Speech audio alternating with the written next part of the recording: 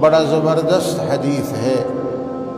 جناب رسول خدا صلی اللہ علیہ وسلم نے ارشاد فرمایا، حضرت انس رضی اللہ تعالی عنہ راوی ہیں، فرمایا میرے امتیوں، ایک ایسی میری سنت ہے جس کو اگر میری امت زندہ رکھ کے اس پر زندگی میں عمل کرتا رہے تو وہ میری امتی قیامت والی دن میں جنت کے اندر اس کو اللہ میری مجاورت، میرے ہمسایگی، وہ میری امتی جنت میں میرے ساتھ ہوگا۔ بولو سبحان اللہ۔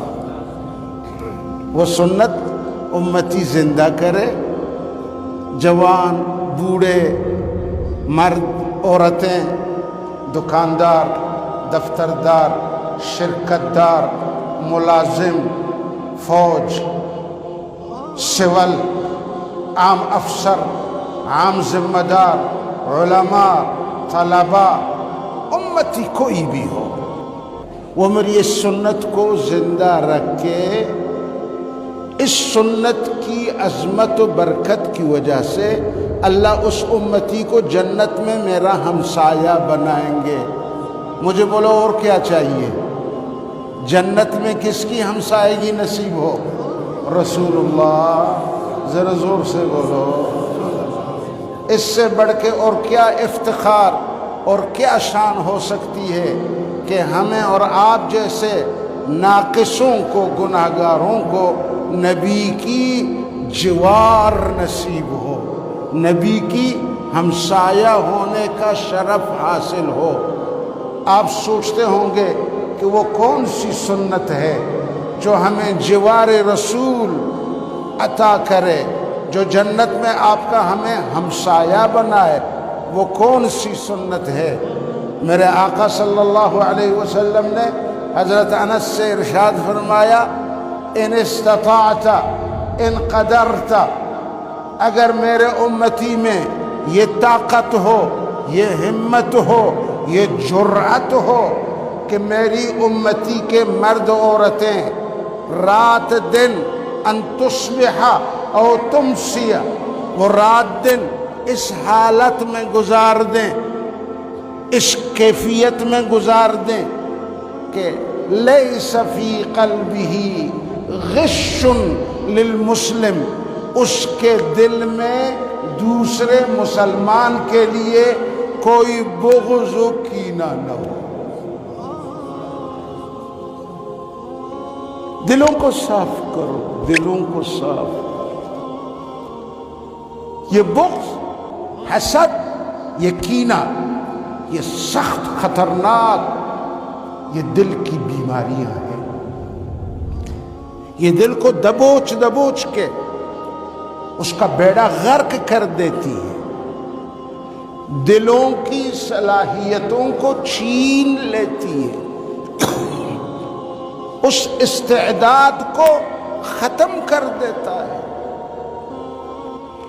فرمایا میری امت صاف دل ہو کے سو جاؤ، صبح جب اٹھو تمہارے دل مرغ و طیور کے دلوں کے مانند صاف ہو، بے غبار ہو، کسی کے لیے غل نہ ہو، کسی کے لیے حسد نہ ہو، کسی کے لیے غش نہ ہو، کسی کے لیے کوئی برا پروگرام آپ کے دل میں نہ ہو۔ جو چیز آپ اپنے لیے پسند کریں گے وہی چیز اپنے لیے پسند ہے۔ یہ دل پاک ہے، یہ دل پاک ہے، یہ دل قابل ہے کہ یہ جنت میں میرا ہمسایہ رہے۔ تو انشاءاللہ دلوں کو کیا کرو گے؟ صاف کرو گے نا۔ سوتے ہوئے اگر دل کے کسی کنارے میں کوئی غل ہے، غش ہے، کجی ہے، خطرناک پروگرام ہے، اس پروگرام کو کیا کر دو؟ دل سے نکال کے جھاڑو لگاؤ، دل کو کیا لگاؤ؟ جھاڑو لگا کے سو۔ نہیں بھائی، میں نے اپنے بھائی کے لیے ذرا خیالات اپنے خراب رکھے تھے، لیکن نہیں، لا حول ولا قوت الا باللہ۔ اس ذکر کو پڑھو، دل کو جھاڑو دے کے آرام سے سنت کے مطابق سو جاؤ، اور اسی صاف دل کے ساتھ نیند سے اٹھ جاؤ، میرے نبی کی جنت میں ہمسائیگی کا شرف حاصل کرو۔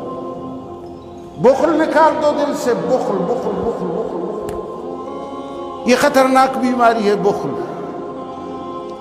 میرے رب نے VIP جنت بنایا، اپنے ہاتھوں سے بنایا، باقی جنت کلمہ کن سے بنائے، لیکن فرمایا میرے جنت کے کسی طبقے میں بھی بخیل کی اندر جانے کا گنجائش نہیں ہے، بخیل کے لیے راستہ بند ہے۔ بالکل بخل سے صاف کرو، سخا پیدا کرو، مال دینے کا نہیں ہے،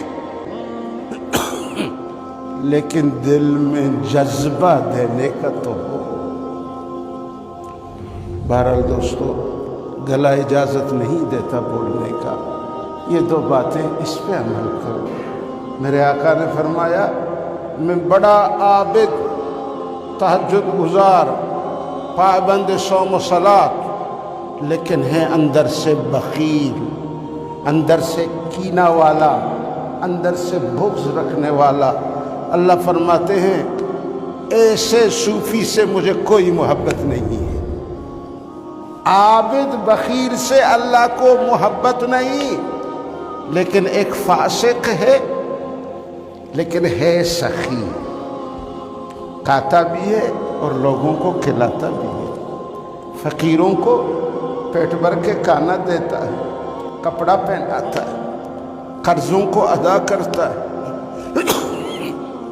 تو فرمایا شیطان نے کہا میں عابد بخیل سے نہیں ڈرتا ہوں، لیکن میں فاسق سخی سے ڈرتا ہوں۔ کہیں نہ کہیں سخاوت کا جو لین ہے اس کا جنت کا راستہ کھول دے گا، لیکن وہ عابد تو ہے پر ہے بخیل، کنجوس مکی چوس، کنجوس مکی چوس۔ اس کا اگر ہاتھ پہنچے نا تو وہ مکی کو بھی پکڑ لے، اس نے جو مٹھاس لیا ہے نا مکی نے منہ میں، وہ اس کے منہ کو اپنے منہ میں ڈال کے اس کو بھی چوس لے، لیکن مکی کو نہ دے۔ ایسا بےایمان بخیل، اللہ سے کوئی پیار نہیں ایسے بےایمان بخیل سے۔ بہرحال دوستو، اتنا بول دیا، اور اے اللہ تو جانتا ہے تیرے رضا کے لیے میں نے بولا، اور اپنی ذمہ داری کو اس حد تک ادا کرتے ہوئے بولا یا اللہ ہم سب کی گناہوں کو معاف فرما دے، یا اللہ ہم سب کو عمل کرنے کی توفیق عطا فرما دے، ہماری اندر جرأت اور سخا کی صفات پیدا فرما دے، ہم سب کی دلوں کو ایک دوسرے کی پیار سے بھر دے، یا اللہ دلوں میں جو گندگیاں، غصے، حسد، کینہ، گسیڑ، مکر، یہ بیماریوں سے ہمارے ہر مسلمان مرد اور عورت کو، سب کو یا اللہ بچائے، حفاظت فرما۔